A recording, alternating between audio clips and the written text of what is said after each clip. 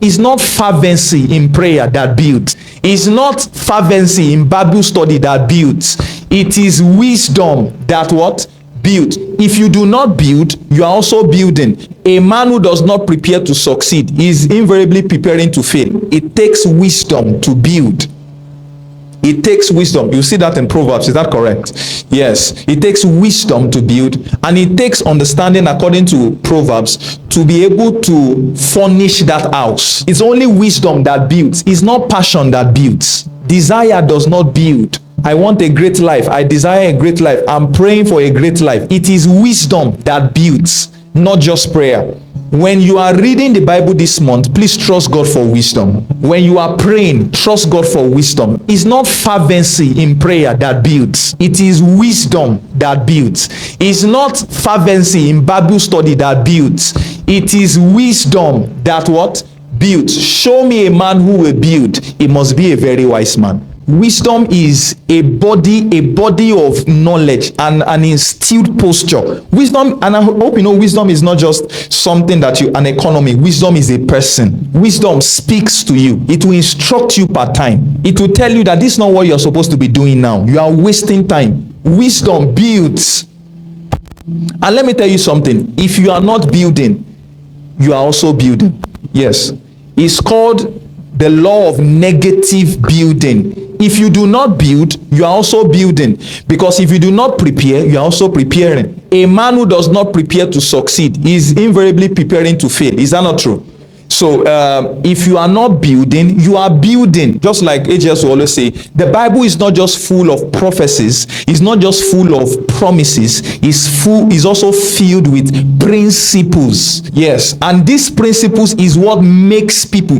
See, but there are some people that if they don't do anything again, not because they have money, if they don't do anything again, if their children don't do anything again, they have set systems by wisdom that will sustain generation. We are a set of people that we don't pray, we don't fast, we don't read the Bible, we still don't have principles that can sustain us for life and destiny. And I hope you know that you can be praying to God for something you're supposed to be preparing for. There are certain things you pray for, there are things you plan and prepare for. Faith is not just hoping that whatever will be, will be. You see, whatever will be means you are not preparing for anything. If in mathematics they tell you 2 plus 2, what will you immediately think it will be? It is predictable. You can now use quadratic formula, you can use simultaneous equation, you can use whatever formula you want to use. You know what your answer will be. What will your answer be? It means that you must be predictable, and that's what wisdom does for us. Wisdom gives us the privilege of predictability. Seest thou a man that is diligent in his work? It is predictable what will happen to that man. He will sit before kings and not what? May men. If you sow, the predictable result is that you should what? Reap. Except your village people is involved. Except there are other conditions involved, which you did not also prepare for. Is that correct? Bishop Edeko said that I'm not surprised that we are where we are today. He says, if we were not here, I would have been surprised. You know what that means? It almost looked like before they even got there many years ago, he was already there. As a believer, if you cannot, and this is not gainsay. If you, and I know you say, how can you predict 10 years to come? We are not saying you can predict all of the events. We are saying you can predict where all of the events will lead to.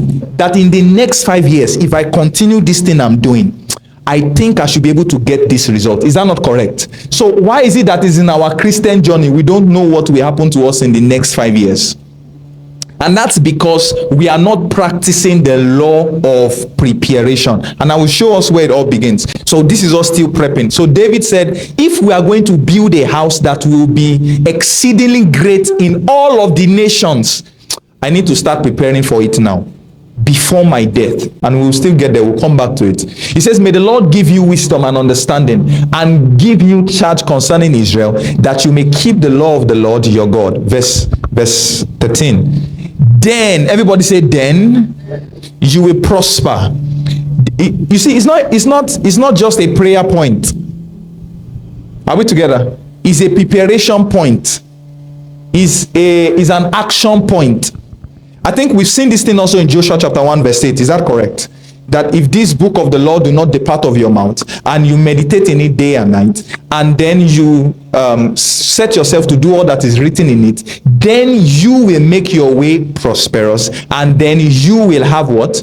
Good success. Welcome to this place where love heals and grows. Hearts find rest in grace, blessings overflow. Your family now embraced in this sacred space. We find the light of day in His warm embrace.